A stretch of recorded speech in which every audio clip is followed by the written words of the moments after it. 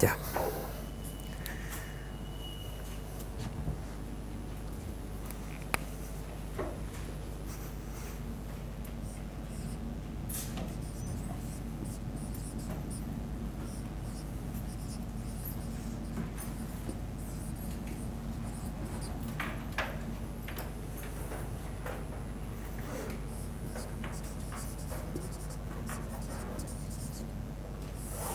Ok,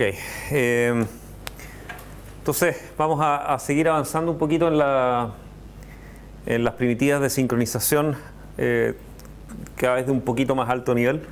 Entonces la idea es que pasamos del mutex, que era un lock y unlock nomás, un semáforo de tamaño 1, a un semáforo generalizado de tamaño n, que lo usamos para los n buffers, ¿no es cierto?, y n productores y n consumidores. Y poquito tiempo después, todas estas cosas que les contaba lo inventaron hace muchos años, pero fueron uno detrás del otro, en la medida que se iban dando cuenta que necesitaban cosas un poquito más generales, ¿no? Entonces la idea es que el mismo concepto de semáforos, de alguna forma mutex, lo que esperábamos era un contador que fuera o 1 o 0, y según eso entrábamos o no entrábamos.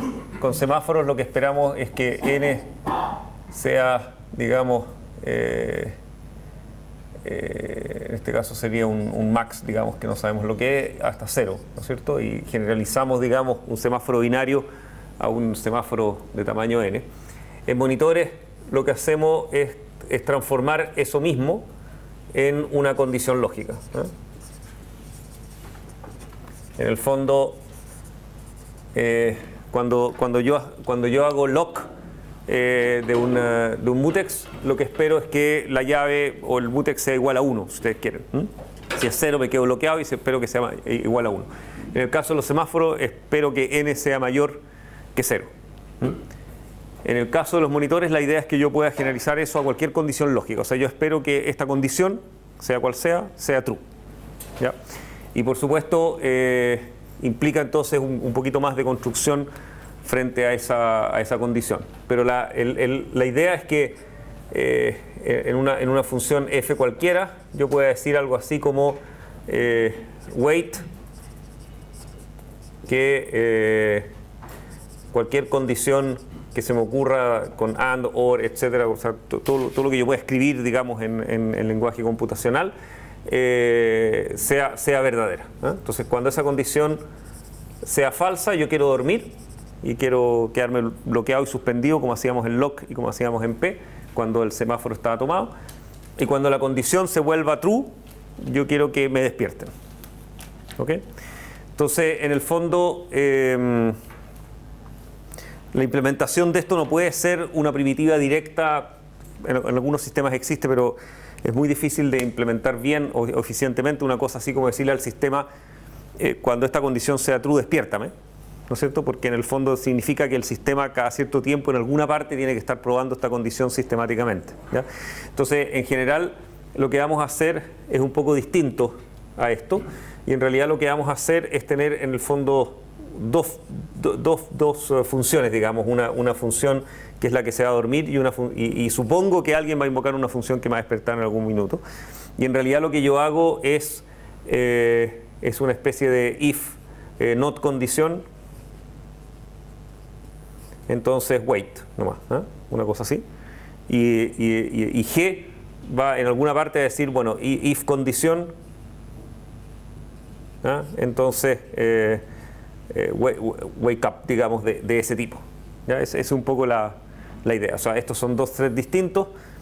Un thread, cuando la condición no sea cierto, se va a dormir y tenemos una primitiva que me duerme y me saca para siempre, digamos, del sistema. Y tenemos una forma de que otro thread, porque yo por supuesto ya no vuelvo a tomar el control nunca más, pero otro thread en algún minuto puede descubrir que la condición que yo estoy esperando ahora sí ocurre y me despierta. ¿Okay? Eso es un poco el modelo genérico, digamos, de implementación de esto. O sea, obviamente es una especie de generalización de todo lo anterior, porque yo puedo implementar mutexes y semáforos usando esta misma construcción, ¿ya? Ahora, las formas de ver esto semánticamente, etcétera, hay más de una. pero la que parece haber primado mucho digamos, y está en prácticamente todos los lenguajes de programación y está en particular en Pthreads, es un modelo que se llama monitores, que fue, tal como los semáforos fueron inventados por Dijkstra, los monitores fueron inventados por Hoare, más o menos en la misma época, hace millones de años atrás, esto es realmente muy, muy antiguo. Y los monitores se parecen mucho es una especie de pre-release de los objetos, si ustedes quieren, antes que los objetos existieran. Y por eso es que Java y los objetos synchronized están muy, muy basados en la idea de monitores. Entonces, en C no son fáciles de implementar porque no existen los objetos y no existen las clases, entonces hay que parchar un poquito para que las cosas funcionen. Pero el concepto de los monitores es muy simple. La idea es que es muy parecido a un objeto. Yo declaro un monitor con un nombre, qué sé yo, y dentro del monitor tengo, es como muy parecido a una clase. Yo acá tengo variables que son del monitor y tengo funciones que son del monitor. Entonces, por ejemplo, en el caso de la cajita famosa, digamos, voy a tener, por ejemplo, put y get, que son como métodos, si ustedes quieren, de esto, y el monitor finalmente se cierra. Entonces, acá tengo variables, que son como variables del monitor propiamente tal. En Java serían como monitores de instancia, porque cada versión del monitor que yo creo, digamos, va a tener su propia versión de las variables. Sus métodos, ¿no es cierto? Y el código asociado a esos métodos, ¿ya? ¿Cuál es la diferencia, digamos, con lo normal? Es que tengo algunos mecanismos de sincronización dentro de los monitores. La idea es que, primero, el monitor tiene un mutex, digamos, natural, o sea, tiene acceso exclusivo, ¿eh? Es como, en el fondo, cada vez que ustedes llaman a un método de este monitor, ese método es mutuamente excluyente con todos los otros métodos del monitor, ¿ya? O sea, solo puede haber un thread ejecutando un método de un monitor a la vez, ¿ya? Entonces, lo primero que hay es un sistema de exclusión mutua, ¿ya? No sé si ustedes vieron en sus cursos de Java objetos sincronizados, pero un objeto sincronizado es exactamente eso, ¿ya? Ustedes lo declaran synchronized y automáticamente significa que los threads, cada vez que invocan un método de ese objeto, son mutuamente excluyentes con cualquier otro thread que invoque, ya sea el mismo método o ya sea otros métodos del mismo objeto, ¿ya? Entonces eso alivia mucho la pega, digamos, ¿no es cierto? No es necesariamente lo más eficiente posible. Por ejemplo, no vamos a poder lograr, como en este caso, ¿cómo se llama? Que put y get puedan ejecutar en forma concurrente. ¿Okay? O sea, si put y get son dos métodos del monitor, son mutuamente excluyentes por definición, ¿ya? Pero dado que son pocas líneas de código cada uno, no es demasiado grave tampoco, ¿ya? Pero yo pierdo paralelismo, si ustedes quieren, pierdo concurrencia, ¿ya? Pero a cambio es mucho más fácil de mente, digamos, estar tranquilos de que no tengo que andar peleando de que haya concurrencia entre ellos mismos, ¿ya?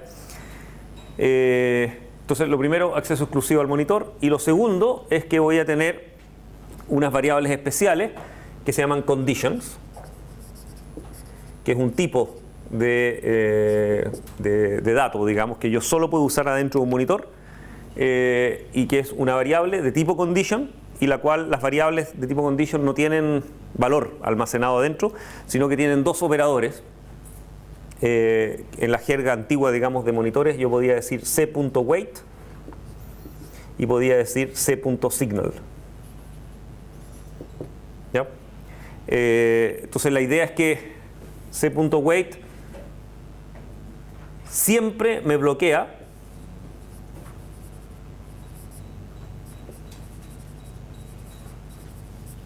y c.signal desbloquea a un thread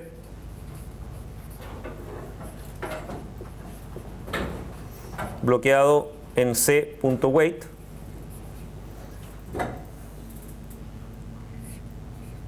si hay alguno. Acá es importante ver que a diferencia, por ejemplo, de P, V y las primitivas de semáforos y de lock y unlock, ninguna de estas dos cosas almacena estado en la variable. O sea, la variable no cambia de estado. Son simplemente puntos de sincronización. O sea, lo que yo hago acá es decir, bajo cualquier condición, da lo mismo que haya pasado antes, si yo invoco c.wait, me quedo bloqueado. ¿Okay? O sea, esto es solo para irme a dormir, ¿ya? El C es para poder indicar si me voy a dormir sobre C o B o D, ¿no es cierto? Y me puedan despertar según distintas condiciones, nada más. Pero siempre me bloquea. Y Signal, la regla es, si hay uno o más threads bloqueados en C.wait, entonces C.signal desbloquea a uno. ¿Ya? Pero si no hay ninguno, entonces no hace nada. O sea, no hay ninguna forma de saber, por ejemplo, si alguien hizo Signal sobre una condición donde no había nadie. ¿Ya? Eso es distinto a lo que habíamos visto en semáforos y en mutex, en el sentido que en el semáforo, si yo incremento el semáforo y no había nadie esperando, el próximo que lo pida va a pasar, ¿cierto? O sea, hay un contador, hay un estado asociado a la variable, ¿ya? En este caso no hay ningún estado. O sea, si yo hago Signal y no había nadie, el próximo que llame a C.wait se va a quedar bloqueado. ¿Okay? O sea, el orden es muy importante. Si yo hago C.wait primero y otro thread hace C.signal, me despierta. En cambio, si el otro thread hizo C.signal y yo después hago C.wait, yo voy a quedarme bloqueado igual. ¿Okay? O sea, es nada más que dormir y despertar. ¿Ya? El resto del trabajo hay que hacerlo en las condiciones. ¿Ya? Ok, un pequeño detalle. Es obvio que no puedo dejar, digamos, esto tal cual, porque si yo me quedo dormido aquí adentro y me quedo con el lock de acceso exclusivo del monitor tomado, nadie va a poder entrar a Get a despertarme, ¿no es cierto? Entonces, en el fondo, por definición, el proceso que bloquea al llamador libera sería el mutex, digamos, del monitor, ¿eh? Que eso es medio orientado a implementación, pero la idea es que obviamente todo monitor va a tener que tener un mutex de acceso exclusivo en su... Entonces, cuando ustedes se van a dormir en un C.wait, a la vez liberan el acceso exclusivo, ¿ya? Entonces, la regla original, que era siempre hay un solo thread ejecutando adentro de un monitor, sigue siendo válido, pero recuerden que puede ser que hayan otros threads adentro del monitor, pero que están en wait. ¿Okay? O sea, están dentro del código, pero están bloqueados. ¿Ya? Cuando yo despierto a un thread, en general tengo entonces que tomar una decisión. Tengo que decidir si le paso el control a ese thread para que él parte ejecutando, en cuyo caso yo tengo que quedarme fuera del lock, o lo que es más usual es yo me quedo con el lock, sigo ejecutando, y cuando recién yo salga del monitor, él va a ejecutar. Pero tengo que mantener, él no puede partir ejecutando acá mientras yo sigo ejecutando acá abajo. ¿Ya? Ahora, en general, para estar seguros, en general el Signal son las últimas cosas que uno hace, de modo que si hubiera cualquier ejecución extraña en el camino, por lo menos estoy seguro que el Signal lo hice al final. Pero no estoy seguro si en la definición de la implementación en C, por ejemplo, está garantizado quién es el que le toca ejecutar, ¿ya? Y la otra contención que voy a tener también es, ok, supongan que ustedes hacen Signal, había un thread bloqueado que ahora despertó y ustedes salen, ¿ok? Puede ser que hayan threads tratando de entrar a put o tratando de entrar a get, que están tratando de tomar el lock exclusivo. Y además tienen un thread que estaba dentro, que ustedes lo despertaron, ¿ya? En general no hay un orden garantizado de quién va a ejecutar. O sea, puede ser que entre otro método, o puede ser que el que estaba dentro y despertó ejecute, ¿ya? Pero ustedes no pueden estar seguros de que, por ejemplo, el que despertó va a tener prioridad sobre los que están tratando de entrar. ¿Okay? Entonces, en general hay que tener mucho cuidado con, en el fondo, cuando yo despierto a alguien, tengo siempre que considerar, más bien al revés, cuando a mí me despertaron, o sea, yo soy alguien que me avisaron que algo ocurrió, yo siempre tengo que tener cuidado. Eso significa que lo que yo estaba esperando en algún momento fue verdadero. Pero entre que a mí me despertaron y que yo de verdad me desperté y tomé el control, las cosas pueden haber cambiado. ¿Se fijan? No es como que yo lo despierto y él inmediatamente despierta y por lo tanto estás tranquilo de que todo está bien. Yo lo desperté y es posible que entren otros puts, otros gets, otros threads que estaban esperando y que están desbloqueados, partieron ejecutando, y por lo tanto cuando yo finalmente despierto, puede ser que la realidad haya cambiado. Y por lo tanto, la tarea que vamos a aprender a hacer sistemáticamente con los monitores es que cada vez que ustedes despiertan, vuelven a testear que todo esté correcto antes de decidir continuar. ¿Ya? Lo vamos a ver en la implementación. Ok. Bueno, entonces, en general, la idea del código es algo así como if, qué sé yo, not condición, entonces c.wait, y acá tenemos a alguien que dice algo así como if condición, entonces c.signal. Esa es como la típica, ¿eh? Que en el fondo yo necesito que una condición ocurra, por lo tanto la espero, y el get va a decir algo así como si se cumple una condición que yo sé que el otro thread necesita, yo lo voy a despertar, ¿ya? Y por supuesto puedo tener distintas condiciones lógicas y distintas variables de condición, y las voy a señalar ambas en el camino, ¿ya? Volvamos a... Entonces, es un mal ejemplo, pero permite, dado que ya lo conocemos bien, permite mostrar cómo funciona. Uno podría pensar en cómo implementar una caja con condiciones. Es un mal ejemplo, ¿por qué? Porque en realidad los semáforos me resolvían el problema súper bien, ¿ya? De hecho, si se acuerdan, no necesito ni siquiera poner condiciones, ifs y cosas raras, no necesito contar si las cajas están vacías o están llenas, porque los semáforos me lo hacen automáticamente. Es una muy bonita... O sea, la caja con n buffers, la solución estándar oficial, fue inventada para eso, son los semáforos, ¿ya? Pero dado que la conocemos bien, podemos ver, ok, ¿cómo la solucionaríamos con condiciones? ¿Ya? ¿Cómo la solucionamos con monitores? Entonces lo que hacemos es crear un gran monitor, o sea, mi box sería un monitor, ¿no es cierto? Y sería un monitor que tiene dos métodos oficiales, ¿no es cierto? Que son putbox y getbox. Son mutuamente excluyentes, con lo cual me ahorro, digamos, los mutex estos que habíamos agregado, ¿no es cierto?, al sistema. Y lo que necesito ahora es más bien agregar al principio una pregunta de, ok, si hay, o sea, más bien, si no hay buffers vacíos, entonces me quedo bloqueado. O sea, es algo.wait, ¿no es cierto?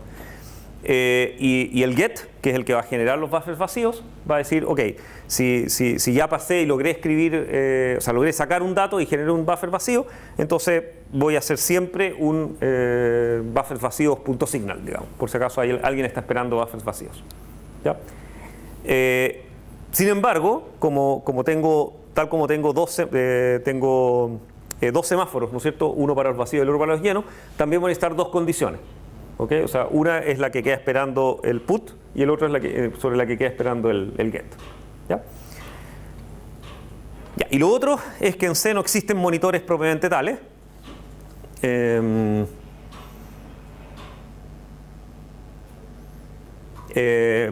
ver si tengo un mejor ejemplo.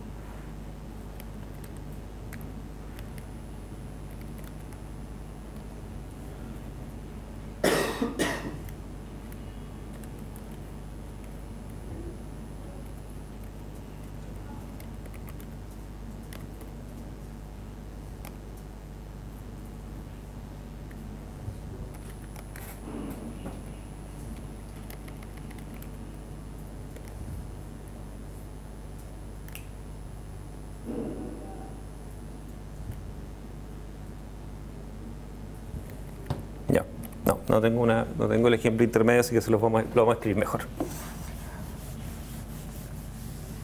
Ok, entonces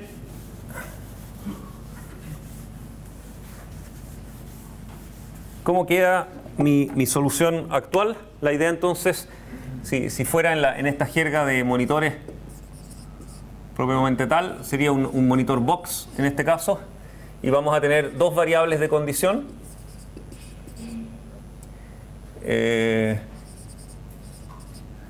Y se pueden llamar llenos y vacíos como era antes. Dejemos puesto el caso que ya conocen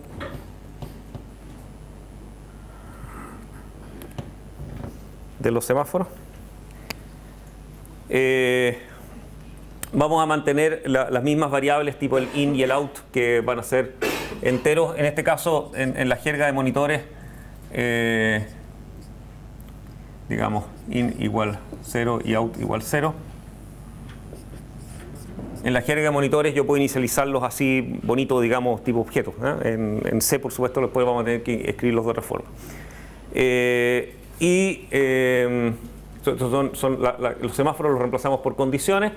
Los mutex no los necesitamos porque ahora tenemos un mutex natural, digamos, asociado al monitor, y tenemos el in y el out, pero vamos a necesitar, desgraciadamente,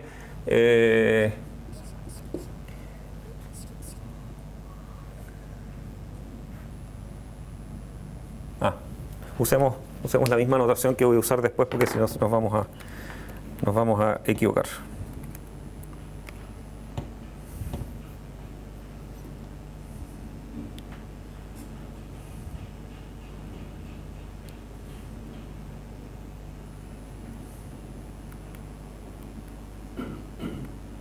Ya, entonces, vacíos y llenos, y este se va a llamar n llenos, que va a estar inicializado en 0, y n vacíos, que lo vamos a inicializar en buffs. Vamos a necesitar un contador explícito, que en realidad estaría con uno de los dos, porque son antisimétricos, digamos, pero en general es más cómodo almacenar los dos, que cuentan cuántos buffers están llenos y cuántos van a estar vacíos, porque nos vamos a encontrar con este problema que habíamos visto la otra vez, que cuando in y out son igual a 0 ambos, no sabemos en realidad si están todos llenos o están todos vacíos, y tenemos que desambiguar eso, ¿ya? Entonces lo más fácil es tener contadores que cuentan cuántos buffers llenos hay y cuántos buffers vacíos hay, que sería el equivalente a lo que antes hacían los semáforos por nosotros. Ahora vamos a tener que hacerlo a mano, de contar cuántos buffers llevamos. Entonces obviamente los llenos se inicializan en 0 y los vacíos en buffs. Y después, si vemos creo que ya lo perdí.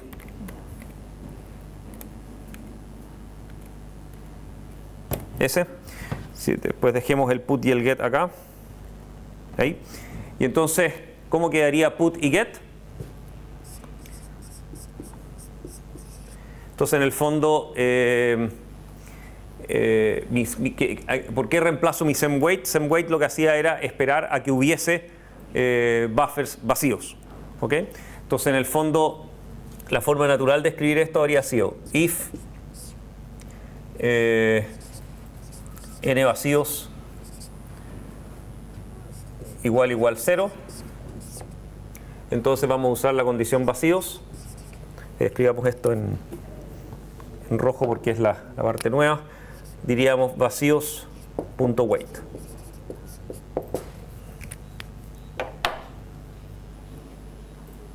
El lock no es necesario. Después podemos aplicar nuestro código tradicional, digamos, de buff.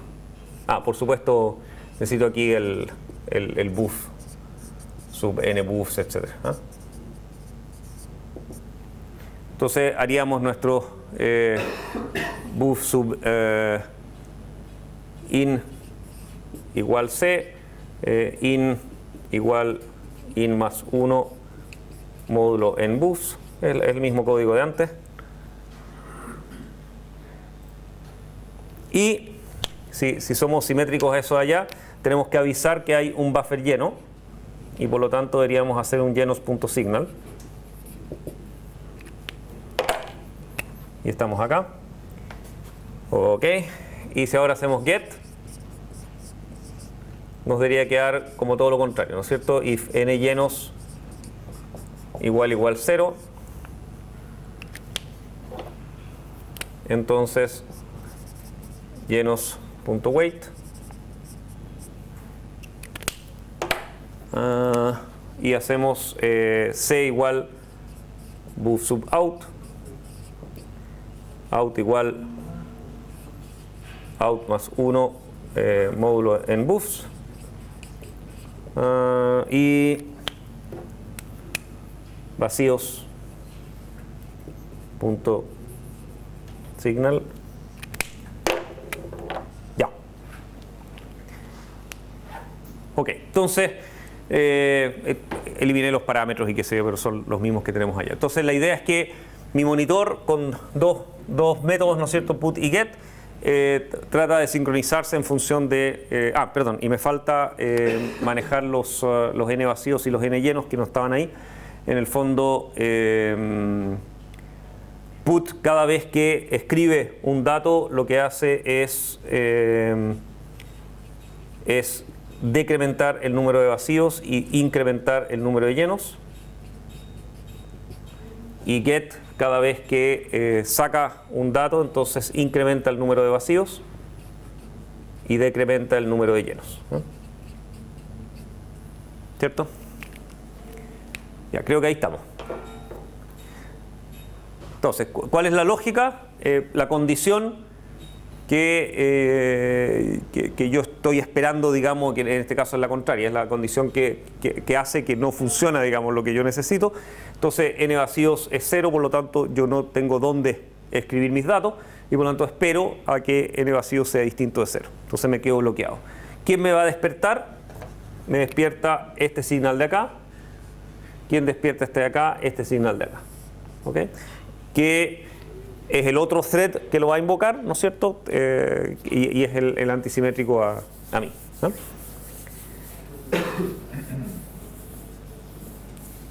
Ya. Si uno trata de verificar si esta solución está correcta o no, el problema típico que teníamos antes de ejecución concurrente, digamos, de put y get, ahora ya no existe, en el sentido de que yo sé que los puts y los gets van a ser mutuamente excluyentes y se van a ejecutar uno por uno.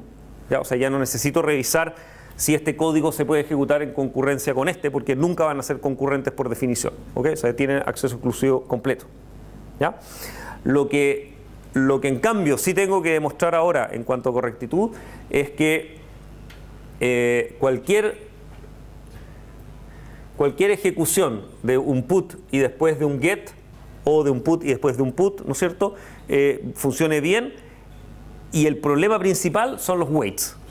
¿Ya? Hay que fijarse en todos los waits que uno pone, porque wait es un lugar donde uno, hasta aquí, cuando estamos acá, estamos felices porque estamos solos, nadie me puede modificar las variables, está todo perfecto, soy solo yo. Pero una vez que digo wait, yo pierdo totalmente el control de lo que ocurre. Todo puede cambiar entre medio, pueden haber puts, gets, de todo tipo de cosas, ¿ya? Y finalmente, cuando yo revivo, ¿no es cierto?, tengo que revisar en qué condiciones estoy. ¿Okay? Por lo tanto, yo les recomendaría por definición nunca hacer esto. ¿Ya?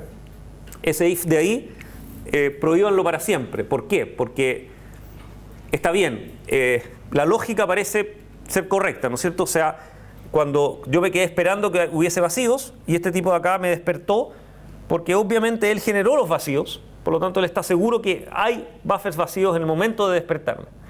Pero yo no necesariamente me desperté en forma inmediata. ¿Ya? En el fondo, cuando ustedes los despiertan del wait, tómenlo siempre como alguien que les dijo, mira, la condición que tú estabas esperando ocurrió en algún minuto, pero no necesariamente sigue ocurriendo en este momento. ¿Ya? De hecho, es fácil mostrar, digamos, ejecuciones en las cuales efectivamente a mí me despiertan correctamente. ¿Quién sería el que me puede echar a perder los vacíos? El único que me los puede echar a perder es el mismo put. ¿Ya? O sea, get nunca me va a echar a perder vacíos. Get solo incrementa vacíos. ¿Ya? Por lo tanto, que hay montones de gets a mí me sirve. ¿Ya? Pero si yo estoy esperando acá el n vacío igual 0, hice el wait, pasó un get y me despertó, pero en vez de entrar yo a esto, entró otro thread que llamó a put y que estaba esperando entrar, él se va a tomar ese buffer vacío, va a descubrir que n vacíos no es 0, lo va a ocupar, lo va a decrementar, va a avisar que ahora hay buffer lleno y n vacíos ya va a ser 0 otra vez. ¿Ok? O sea, basta con que ¿cómo se llama? Que el orden de ejecución no sea exactamente el que ustedes están pensando. O sea, que vacíos.signal no pasa inmediatamente a despertar ese thread, sino que él retorna, entra un put, toma el buffer y después despierta el que estaba esperando. ¿Ya? Y esa secuencia nunca está garantizada. ¿Ya? La mayor parte de las veces, efectivamente, ese wait va a retornar correctamente. ¿Ya? Pero perfectamente es válido que justo llegue un put y tome el control en el momento equivocado. ¿Ya? Por lo tanto, la regla es, cada vez que ustedes despierten, vuelvan a chequear la condición que están esperando. ¿Ya? O sea, cada vez que ustedes se vayan a dormir, vuelvan a la condición. Eso en el fondo es transformar ese if en un while. ¿Ya? O sea, todos estos ifs, siempre, y en los controles la idea es que lo hagan, o sea, se les van a descontar puntos si no lo hacen, siempre que estén esperando una condición y se van a dormir, al despertar, reverifíquele, incluso sin preguntarse si es que las cosas pueden haber cambiado. La sanidad mental indica de que siempre es mejor volver a preguntar. Si total lo único que pierden es una pregunta más y es la única forma de estar absolutamente seguros de que esto está bien. ¿Ya? Por lo tanto, duermen, esperan la condición, los despiertan y en el momento de despertar vuelven a chequear. No pierden nada. ¿Ok? Y si n vacíos todavía 0, ok, dormimos otra vez. Ya nos despertará alguien más, digamos. ¿No es cierto? Significa que nos despertaron y alguien se robó el buffer antes que yo. ¿Ok? Entonces, siempre los ifs cámbienlos por while y en este caso, la solución queda absolutamente correcta y sobrevive a todas las ejecuciones, digamos, intermedias, ¿no?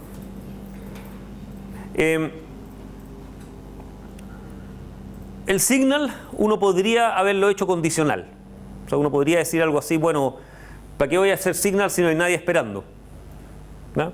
Entonces uno podría tratar de ver, ok, si es que hay alguien esperando por el buffer, entonces solo en ese caso hago signal.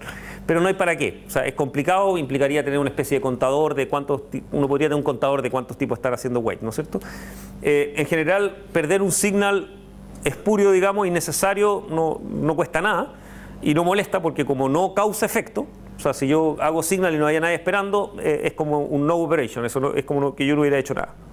¿Okay? Por lo tanto, en general los signals uno los deja incondicionales y uno dice signal, en el fondo, ¿qué quiere decir este signal? Quiere decir, mira, como yo acabo de incrementar vacíos, yo sé que si había alguien esperando vacíos, yo le serví. ¿Ok? Si no había nadie, no importa. ¿Ya? Pero es bueno hacerlo y no es fácil, por ejemplo, decir algo así como si solo despertar a gente si es que N vacíos era 0. Porque podría haber montones de gente esperando vacíos igual a 0. ¿Okay? Podrían haber muchos threads esperando en este wait. Y a medida que yo voy a ir generando esos vacíos, quiero despertarlos a todos. ¿Okay? Y a lo mejor los gets van ejecutando uno detrás de otro y esos waits todavía no se despiertan. ¿Okay? Entonces no es... Yo les recomendaría dejar los signals incondicionales, salvo que sea un error despertar a alguien en ese caso. Y como además... los waits en general los estamos rodeando de estos whiles, incluso despertar de más a alguien tampoco es tan terrible. Es ineficiente, pero no es terrible porque el tipo, o sea, si yo lo despierto y en realidad su condición no era válida, tampoco es tan terrible porque el tipo va a ir a chequear que la condición sea válida de nuevo. ¿Okay? Entonces en general no es grave. ¿Ya? Entonces la regla es poner con whiles los waits y los signals dejarlos incondicionales. Ya, vayamos al mundo real ahora. En C ninguna de estas cosas existe, por supuesto. Pues no hay métodos, no hay objetos, no hay monitores, no hay nada de ese estilo, pero existen unas cosas que se parecen y que están hechas para funcionar así. No era este el ejemplo que había que mostrar.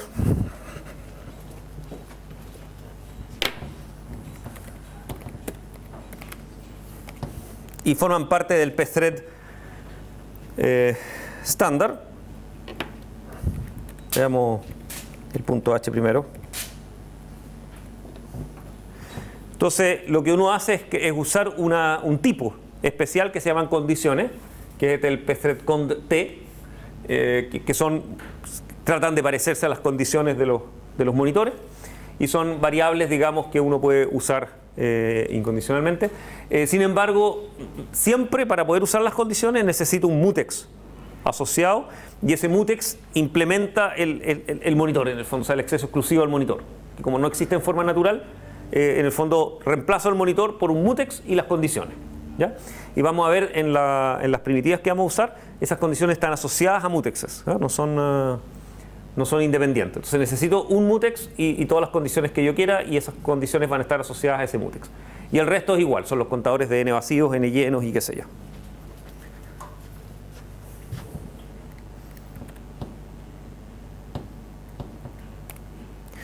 Ok, y entonces en la creación de la caja vamos a tener que inicializar el mutex global, que es el mutex del monitor, y las condiciones también se inicializan.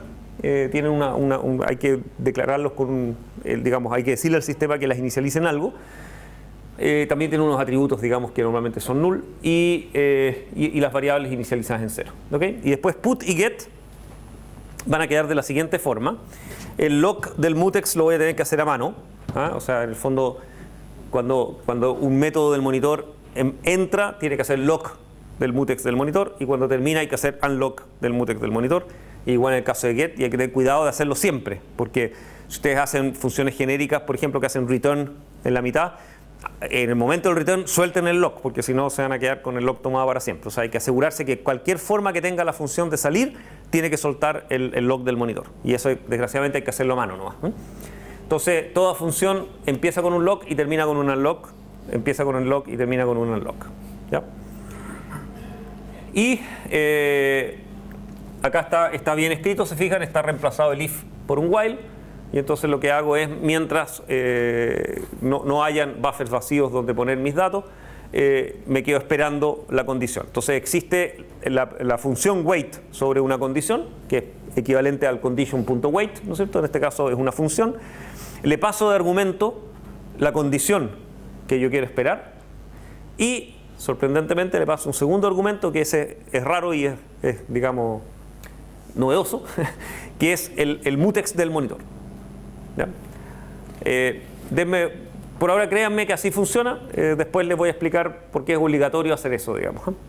Entonces, básicamente lo que hace esto es quedarse bloqueado esperando que que alguien haga signal sobre la condición vacíos, y por supuesto suelta el mutex que yo le paso de argumento para que el resto de la gente pueda entrar. ¿Ya? Ok, una vez que logré salir de esto, ¿no es cierto?, significa que n vacíos era distinto de 0 y por lo tanto yo puedo ejecutar mi código como siempre, y para despertar al otro, a b flecha llenos, hago simplemente signal de b flecha llenos. Ahí es igual que esto equivalente a decir llenos.signal, lo que hago es llamar a una función signal y unlock del mutex. Y el otro es exactamente igual, n llenos igual a 0, hago el wait, etc. ¿Ya? Ya. ¿Por qué necesito que el cond wait reciba el mutex de parámetro? Yo podría decir, eso no hay para qué, porque total el mutex yo podría soltarlo, ¿no es cierto? Entonces yo lo que podría hacer en esa misma implementación es decir while n vacíos igual 0, y entonces hacemos unlock del mutex, hacemos cond.flecha wait se llama vacíos, y una vez que me despiertan hago lock del mutex de nuevo para estar seguro de que siempre ejecuto adentro del monitor con el lock tomado, ¿no es cierto? En teoría es lo mismo, ¿ok? A todo esto, no lo dije, pero obviamente es verdad, ese mutex yo se lo paso parámetro wait para que lo suelte cuando está esperando, pero también quiero que cuando despierte lo tome, de modo de que yo siempre ejecute adentro de este ciclo con el mutex tomado, ¿no es cierto? O sea, queremos exclusión mutua del código, por lo tanto wait tiene que ser capaz de soltarlo, irse a dormir y después despertar y tomar ese mutex. ¿Ya? Entonces es semánticamente equivalente a decir unlock, wait, lock. ¿Ya? Ahora, ¿por qué no es así? Y es asá, no es solo por flojera, digamos, del programador de no tener que escribir esto, sino que es porque esto está incorrecto. ¿Por qué está incorrecto? Porque tengo un punto de fragilidad súper desagradable, en particular en este punto. Ese es el peor de todos, pero acá también es un poquito sospechoso, digamos. Pero el peor punto es este, que en el fondo yo cuando hago unlock puedo perder el control, o si tengo múltiples CPU puede entrar alguien a ejecutar código de estas funciones mientras yo todavía no llamo a con flecha wait. ¿Ya? Estas tres instrucciones tienen que ser ejecutadas en forma indivisible, que es un bloque atómico de estos que nadie más puede estar ejecutando código de este tipo al mismo tiempo que yo. ¿Por qué? Porque si yo suelto el lock acá y empiezo a ejecutar otro tipo allá, puede ser que, por ejemplo, estábamos usando el caso de put, entonces yo suelto el lock, entonces puede entrar un get, ¿ya? Y deja todo perfecto y me hace signal de la condición que yo estaba esperando, y se va. ¿Ok? Y yo después de eso hago wait. ¿Ok? Y ese tipo puede ser el único que me iba a salvar la vida y que me iba a despertar. ¿Ok? Y todo funcionó bien. Él hizo la pega, me despertó, descubrió que yo estaba durmiendo y por lo tanto me despertó, y sin embargo yo perdí su signal porque no alcancé a llegar al wait a tiempo. ¿Ok? Entonces, si llega un signal entre esos dos códigos, mi programa puede fallar radicalmente. O sea, no es solo un tema menor, no es solo un tema de eficiencia o de performance o qué sé yo, sino que yo me puedo quedar en mi wait para siempre y nunca voy a descubrir por qué ocurrió eso, ¿no es cierto? Porque en el fondo, y no tengo cómo defenderme de eso, porque no puedo decirle al tipo, oye, haga lock y wait, pero que no pase nada entre medio, porque en el momento de hacer el lock ya perdí. ¿Ok? Entonces, la gracia de esta función es que ella sí lo hace bien. ¿Ok? Y por lo tanto hace truco, porque no puede hacerlo bien fácilmente. ¿Ya? O sea, la función me garantiza que suelta el mutex, espera la condición y después despierta y toma el mutex en forma totalmente atómica y excluyente y no permite que nada ocurra entre esas dos instrucciones. ¿Ok? Entonces, en el fondo ustedes pueden ver cómo estoy soltando el mutex y yéndome a dormir en forma atómica. ¿Ya? En realidad lo que hace es más bien, es al revés, en el fondo lo que hace es duerme el thread y después hay otro que suelta el mutex para que así estar seguro que cuando yo suelto el mutex el thread ya está durmiendo. Pero eso solo lo puede hacer un administrador de threads, digamos, no lo puede hacer el thread propiamente tal. ¿Ya? Por eso es que la función está puesta ahí.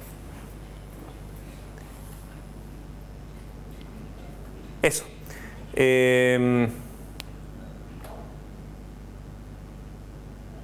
Aquí es menos grave, esta fragilidad aquí es menos grave, en el sentido que creo que prácticamente todas las versiones donde si pasa algo aquí entre que yo despierto y tomo el lock, probablemente lo arreglo volviendo a hacer el while. ¿Ya? O sea, este es más bien un punto de fragilidad donde lo que ocurre es que yo despierto y pasaron cosas en el sistema antes que yo... Porque en el fondo, si yo despierto acá y tomo el lock y el lock está ocupado, ¿no es cierto? Me voy a quedar bloqueado un rato. Entonces lo que hago es esperar mucho rato, ¿ya? Pero no pierdo nada grave, ¿ah? Y probablemente si siempre estoy encerrando esto en un while, creo que me libro de todas las calamidades que me pueden pasar, ¿ya? Pero este de acá es gravísimo, ¿ya?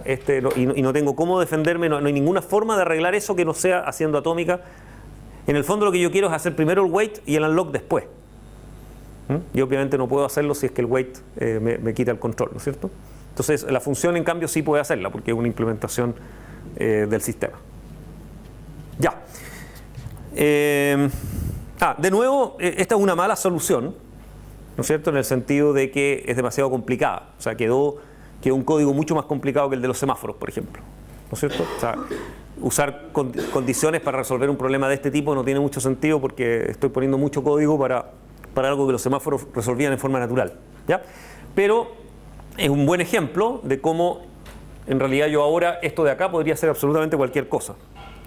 ¿Ok? Yo puedo quedarme esperando que algo sea mayor que otra cosa, que ciertos atributos calcen con lo que yo quiero, ¿no es cierto? O sea, puedo esperar cosas bien sofisticadas, digamos, y basta con que haya otra persona que revisa eso de vez en cuando y cuando se arreglan las condiciones me despierta. ¿Ya?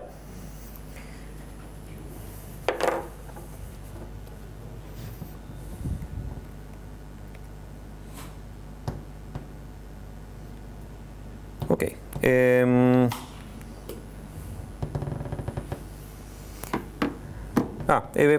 Solo podemos probar que esto funciona. Teníamos nuestro productor consumidor de siempre. Y la que vimos era...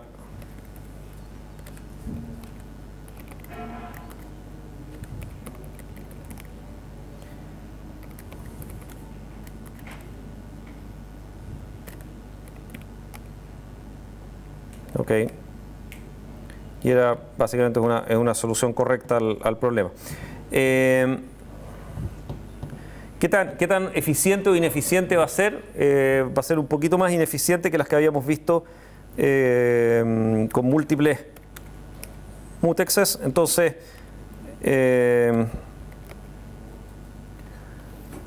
uno se puede hacer la pregunta de ver si podríamos implementar algo parecido a lo que teníamos ¿cómo se llama? Con semáforo, cuando usábamos mutexes distintos para put y para get. Esto es la lógica monitores tradicional, o sea, todo es mutuamente excluyente, pero alguna vez dijimos put y get entre ellos no tienen por qué ser mutuamente excluyentes y solo necesito exclusión mutua entre los puts propiamente tales y entre los gets propiamente tales. Y probablemente en esta implementación uno podría preguntarse si hay alguna forma de hacer algo parecido, o sea, de tener mutexes separados, ¿ya? Oficialmente no es así, porque oficialmente las condiciones y los mutexes debieran ser compartidos. Sin embargo, por lo menos y no sé si es oficial, en el C y en la implementación que tengo yo, efectivamente uno puede usar un mutex para put y un mutex para get, y a pesar de que en el fondo yo acá le digo cuál es el mutex que tengo que soltar y tomar, ¿no es cierto? Que sería el mismo de put, y que el que me despierta en realidad es este de acá, ¿ok? Que está con el otro mutex tomado, efectivamente funciona, ¿ya? O sea, no es necesario que el mutex sea el mismo para todos los procesos, ¿ah? Para todos los threads. Pero no estoy seguro si es probablemente es oficial, porque el único que recibe el mutex es wait, y por lo tanto la implementación obvia de wait va a ser simplemente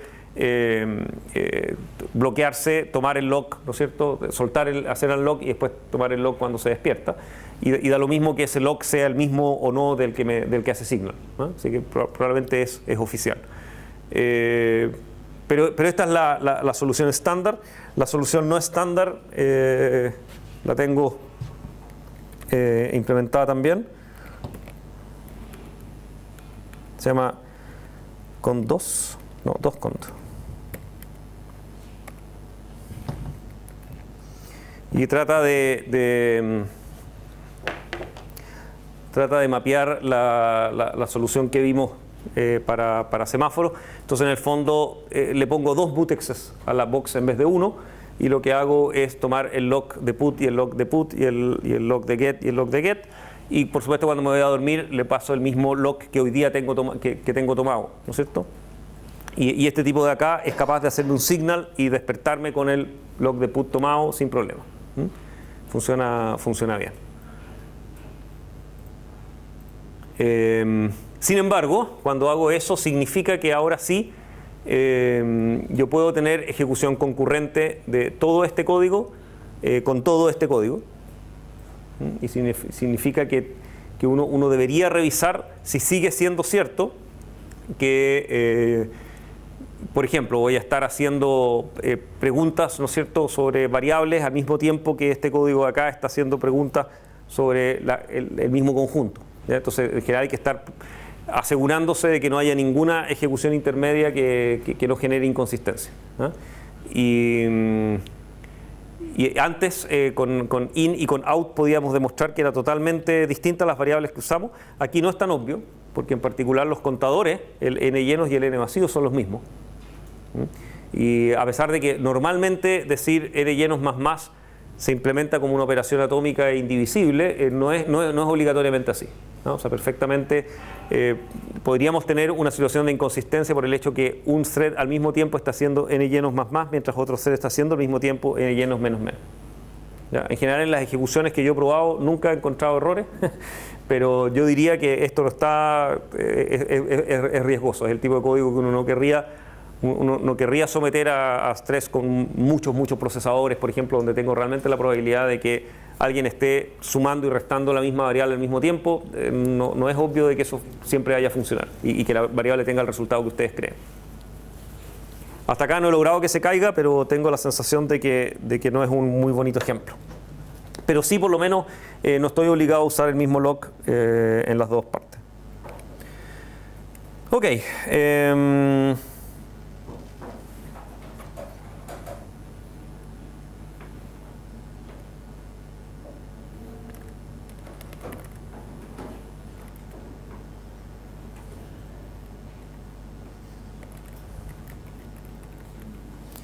Esto se llama...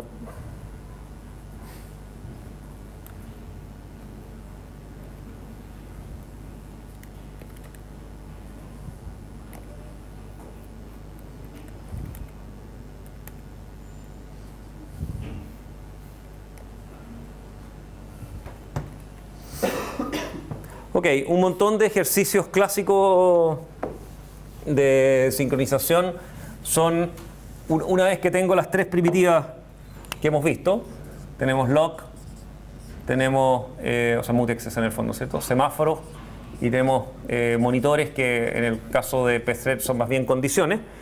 Una vez que tengo esas tres soluciones, yo puedo jugar en particular a usar las soluciones de más bajo nivel para implementarlas de más alto nivel y viceversa. Entonces uno puede jugar, por ejemplo, a implementar semáforos con monitores, a implementar semáforos usando mutexes, etc. Ya hay montones de juegos así clásicos que uno puede hacer. Y uno en el fondo permite entender. Creo que algunas de estas cosas están en la wiki, voy a revisar cuáles están y cuáles no. Les voy a dejar algunos ejemplos. Son un poco de juguete porque no son una buena forma de implementar las cosas, pero son como buenas para entenderlas, ¿no? Porque en el fondo uno, por ejemplo, pensar cómo implementar un semáforo es entretenido, ¿no? Y uno se da cuenta que es mucho más difícil de lo que uno pensaba, ¿no? O sea, porque el semáforo, como uno lo usa, parece trivial de implementar, digamos, ¿no? Y después al final tan trivial no era. Ok, y de los otros problemas de paralelismo clásico, en concurrencia, hemos visto lo que se llaman regiones críticas,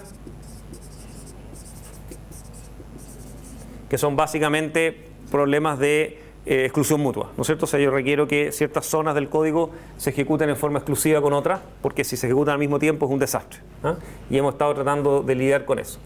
Al agregarle sincronización a mi sistema, genero un problema clásico que lo vimos en una parte también, que se llama deadlocks.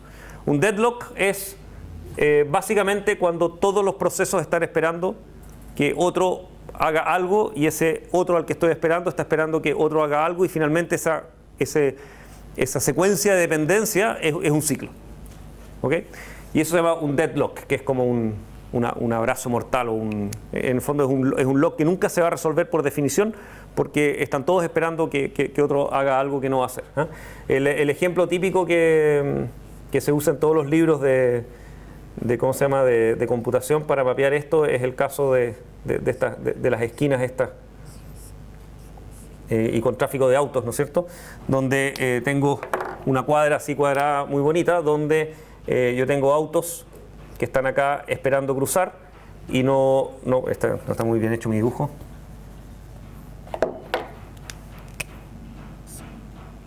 Entonces esto sería como así. Ahí. Entonces tengo autos que están tratando de ir en esa dirección y que no pueden cruzar porque acá hay una secuencia de autos que están tratando de ir en esa dirección y que acá en esta esquina no pueden cruzar porque hay autos tratando de ir en esta dirección y están, por supuesto, todos estúpidamente están bloqueando el cruce. Y acá tengo autos que están yendo en esa dirección que también están bloqueando el cruce y están esperando que estos de acá avancen, ¿ok? Esto tendría que ser para que funcione.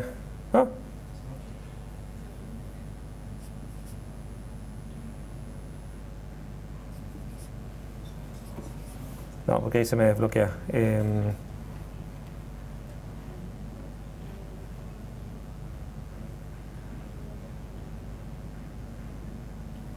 No, tiene que ser todos en la misma para que funcione.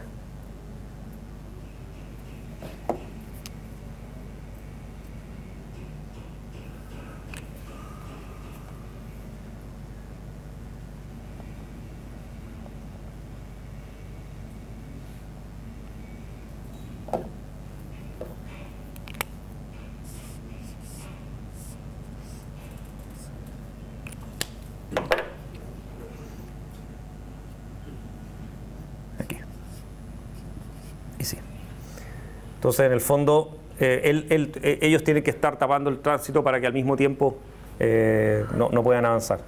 Entonces, ahora sí. Entonces, este de acá va para allá. Y este de acá está tapado también. Y estos están tratando de ir para allá. Y este de acá está tapado también.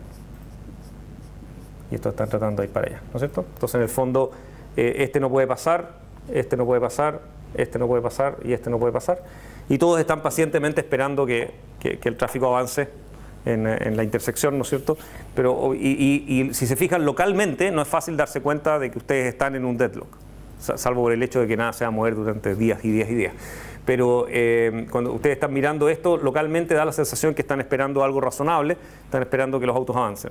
¿Okay? Entonces se quedan en un wait, y este tipo acá está en un wait, este tipo acá está en un wait, y si uno no hace la visión global y hace un análisis del grafo de dependencia, se da cuenta que en realidad esto no tiene solución y que se va a bloquear para siempre. ¿Ya? Esto es una de las causas ¿cómo se llama? Principales por las cuales todavía hoy día de repente los computadores se bloquean y no queda más que apretar el botón de reset. ¿Okay? Porque hay ciclos de este tipo de dependencias dentro del sistema operativo, con los cuales los escritores de sistemas operativos batallan por años y años tratando de eliminarlos todos, pero finalmente quedan algunos deadlocks que ocurren raramente, que son tan difíciles de encontrar que finalmente sale más barato pasar a ser el próximo release del sistema operativo que tratar de seguir haciendo debugging a ese sistema. Y bueno, y los usuarios hemos aprendido que hay que apretar el botón de reset de vez en cuando. Ese tipo de situaciones de deadlocks ocurren básicamente por tratar de protegerse demasiado en las regiones críticas. ¿Okay? Lo vimos, ¿se acuerdan? Con el ejemplo tan simple como el ejemplo de los buffers, cuando poníamos el lock en el lugar equivocado. Entonces basta con tener un lock tomado y ponerse a esperar otra cosa. ¿Ya? Ok, y el otro problema que es menos importante, pero a veces es grave, es lo que se llama justicia, o se llama hambruna es el fenómeno que ocurre, que de repente en el fondo puedo encontrar un thread que jamás avance en su ejecución. O sea, en el fondo es hasta qué punto cuando ustedes dicen, por ejemplo, llenos.wait, yo puedo garantizarle a este thread que alguna vez le va a tocar a él, suponiendo que hay puts, digamos, y que todo está funcionando, yo puedo garantizarle que alguna vez él va a despertar, o en realidad yo le digo, mira, esto es aleatorio y de vez en cuando te toca y de vez en cuando no, y puede ser que tú pases años esperando ahí mientras todos los otros están ejecutando felices. ¿Ya? Un thread que nunca despierta y que nunca obtiene lo que anda buscando se llama un thread que queda sufriendo hambruna, se llama. O sea, en el fondo nunca recibe comida, ¿no es cierto? O sea, que nunca obtiene lo que quiere. Ok, el poder lidiar con todo esto se mapea en un ejercicio clásico de concurrencia, digamos, que está en todos los libros de texto, que es un bonito ejemplo de lo difícil que puede llegar a hacer vivir en este mundo. Y de ahí viene hambruna por lo demás, que es el problema de los filósofos comiendo, que son, se llaman los dining philosophers en inglés, que la idea es una mesa redonda donde al medio se supone que hay un plato de tallarines largos, digamos, difíciles de comer, y alrededor de la mesa tengo filósofos que son N, digamos, que están sentados y que viven en un ciclo de su vida, que es básicamente un ciclo infinito, donde lo que hacen es pensar y de vez en cuando comer. Y vuelven a su ciclo infinito. ¿Ya? Y todos son threads exactamente iguales que ejecutan el mismo código. Y el problema entonces es que los recursos son limitados y no tengo tenedores de sobra, entonces lo que hago es que pongo un tenedor entre cada filósofo, y el problema es que los tallarines estos son largos y por lo tanto no se pueden comer con un solo tenedor, se necesitan 2 tenedores para poder comerlo. Y entonces los filósofos cuando deciden comer, cuando pasan entre pensar y comer, en el fondo hay que agregarle una instrucción que dice tomar los tenedores. ¿Ya? Y para tomar los tenedores tiene que tomar su tenedor izquierdo y su tenedor derecho, y una vez que tiene los 2 recursos, come. Y por supuesto, una vez que termina de comer, libera los tenedores. ¿okay? O sea, hay que agregarle esas dos líneas de código al filósofo. ¿Okay? Pensar, pedir los tenedores, comer, soltar los tenedores. ¿Ya?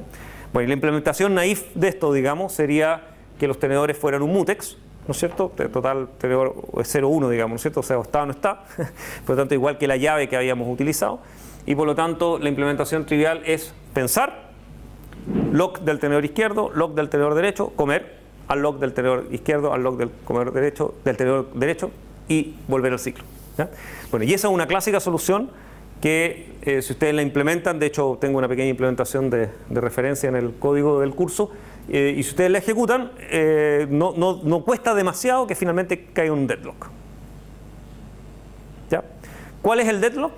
El deadlock es pido el izquierdo, pido el izquierdo, pido el izquierdo, pido el izquierdo, y después todos pasan a pedir el derecho. ¿Ok? Entonces están todos pidiendo el tenedor que el otro tiene, pero ninguno está comiendo, porque ninguno tiene los dos al mismo tiempo. Y por lo tanto, ninguno va a soltar el tenedor que tiene. ¿Ok? Entonces, con muy pocos filósofos y una ejecución aleatoria, bastante rápido ocurre el problema de deadlock clásico, digamos, donde todos los filósofos se mueren de hambre, por supuesto, porque están todos esperando algo que no va a ocurrir.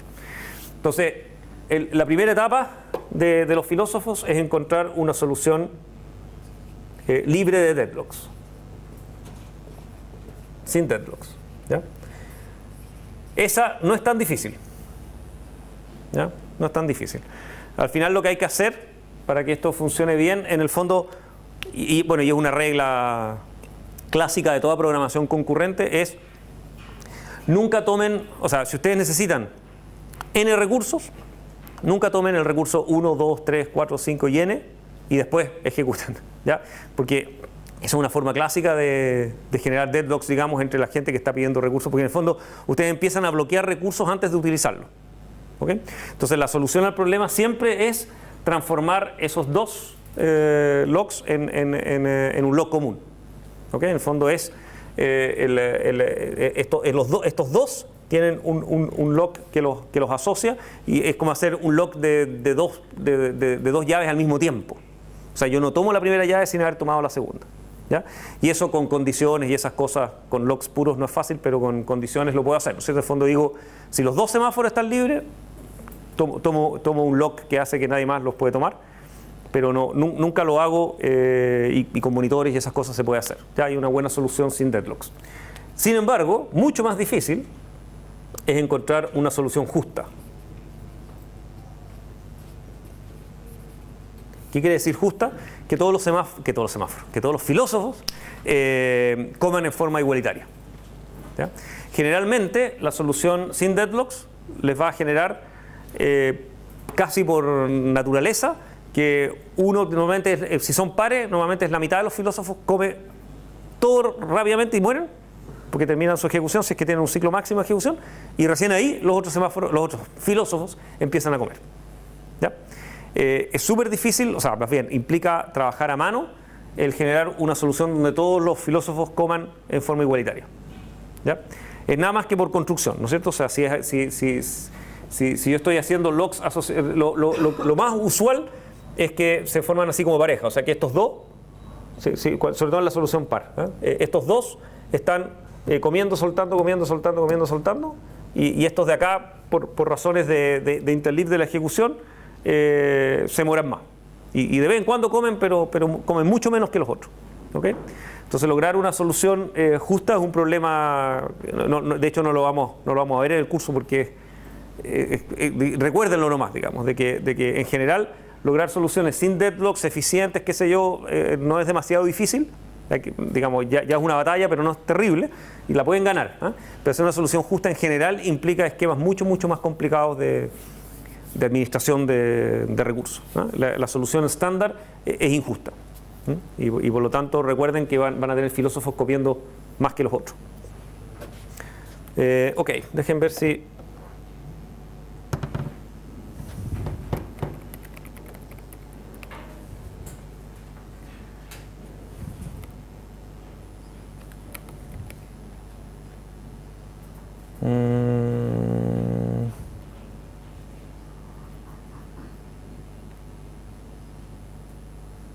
Ya, yo creo que dejémoslo hasta acá por hoy, porque entonces la próxima clase vamos a ver la implementación concreta de los filósofos, tratar de resolver, o sea, mostrar que la solución trivial efectivamente genera deadlocks y uno los puede hacer rápidamente. Vamos a resolverla para que quede sin deadlocks, pero vamos a ver que la solución es injusta. Y hasta ahí vamos a llegar. Les voy a dejar de tarea lograr una solución justa. No, la solución justa es realmente, en el fondo, usando las primitivas del sistema es casi imposible. Al final uno tiene casi como que lograr pasar la ejecución, tener por ejemplo un anillo de ejecución donde yo le voy dando el control uno a uno a los filósofos, etcétera, ¿no? Dándole oportunidad. O sea, realmente hay que hacer un esfuerzo para que las soluciones sean totalmente equitativas. ¿Ya? Eso, lo vemos en la próxima clase. Y no se olviden que el viernes tienen control, ¿eh? Y esta materia no entra en el control, entró hasta la clase pasada. O sea, hasta semáforos sin condiciones.